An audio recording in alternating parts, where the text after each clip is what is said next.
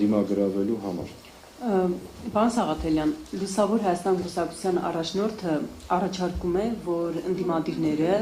մեկ ճակատ կազմեն ու այսպես ուժեղ ճակատով էլ մասնակցեն ընտրություններին եւ համարում է դա Էդմոն Մարուքյանը ամենաարդյունավետ ճանապարհը Փաշինյանին տուն ուղարկելու համար։ Դուք քննարկել եք մեկ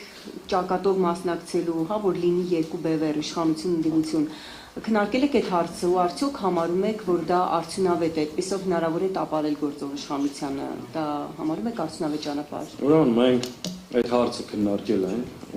ոչ միայն քննարկել ենք այս ժողովում, այլ նաև դրանից առաջ։ Ինքը իրականում լավ գաղափար է, մենք խորքի մեջ այդ գաղափարին դեմ չենք, բայց գործնականում այն իրականացնելը գրեթե անհնարին։ Ինչու, որովհետև նախ արդեն մի քանի ուժեր շատ հստակ հայտարարել են, որ պատրաստ չեն մեկ բլոկով մասնակցելու, եւ երկրորդ, որ անկեղծ ասեմ, դրա արդյունավետությունն էլ 100%, ինչպես պնդում են մեր շատ գործընկերներ, 100% համոզմունք չի, որ դա շատ արդյունավետ է։ Ինչու, որովհետև երբ որ բոլոր ուժերին նույնացնում ես, մեկի անձեռեցին գահստում են մյուսին ու հակառակը, իհարկե ուժերը մեկտեղում ես հնարավորությունները, ռեսուրսները, բայց նաև այդ նույնացնելով հանրության տարբեր շերտերից զրկում ես այլընտրանքային հնարավորություններից։ Քանի որ այդ ըստ էության գործնականում անհնար է, մեր առաջարկը հետևյալն է, որ ընդդիմադիր դաշտի ուժերը պետք է մի կողմ դնեն շատ ամբիցիաներ, տարաձայնություններ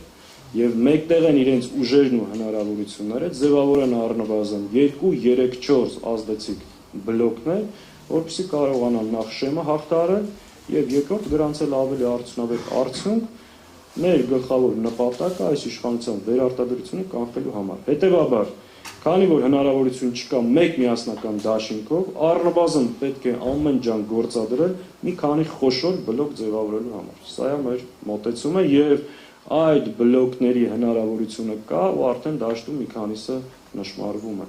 Ու անկախ նաև այդ ձևաչափերի որոշումից մենք գտնում ենք, որ կան կարևոր առաջնային օրակարգային հարցեր, որոնց շուրջ պետք է համագործակցել։